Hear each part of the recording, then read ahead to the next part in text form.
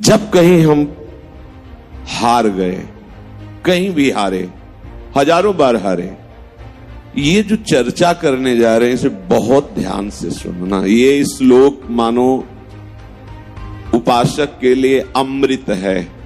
ये युद्ध 1-2 दिन, वर्ष 2 वर्ष वाला नहीं है। तो ऐसा नहीं कि आज के बाद आपसे गलती नहीं होगी, असंभव। पूर्वाभ्यास आपसे गलती कराएगा। चाहे आप गंगा कसम खाओ, चाहे जमुना कसम खाओ, चाहे अपनी कसम खाओ, चाहे भगवान की कसम खाओ। अब इसमें जो आंतरिक भाव हमारे हृदय में आए वो हम आपको बता रहे हैं, कल्क से नहीं, जीवन से।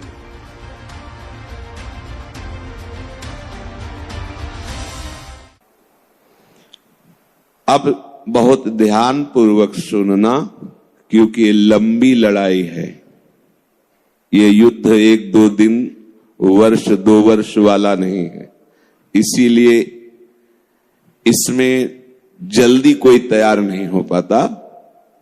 किसी भगवत प्रेमी महात्मा की कृपा कोर से ही किसी के हृदय में उत्साह आता है कि अब मैं 2-2 हाथ करूंगा और इस माया से लड़कर मायापति पर अपनापन स्थापित करूंगा। जो माया ने अपनापन शरीर संबंधी भोग, शरीर संबंधी रिश्ते नाते में फैला दिया है, अब मैं इसे समेटूंगा।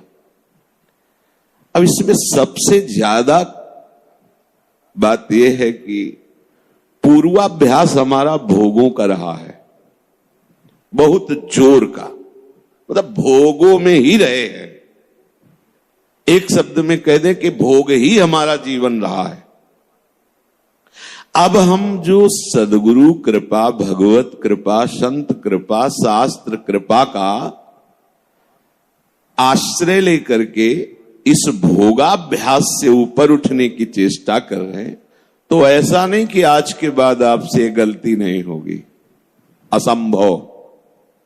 पूर्वाभ्यास आपसे गलती कराएगा।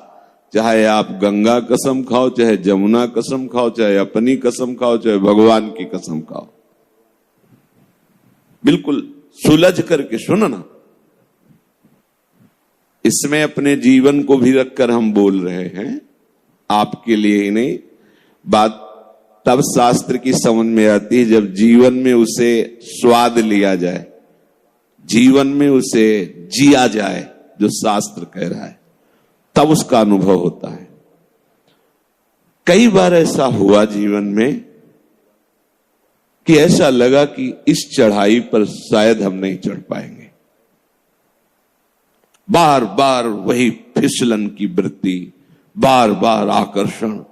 कभी लगा कि काम बन गया, अर्थात भगवत राज्य में प्रवेश हो रहा है, तो कभी लगा कि मैं जहां हूं वहीं हूं।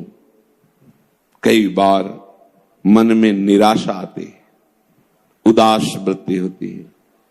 क्या करूं, कौन सा साधन करूं, किसके पास जाऊं, किसको पुकारूं जो हमारी इस समस्या का समाधान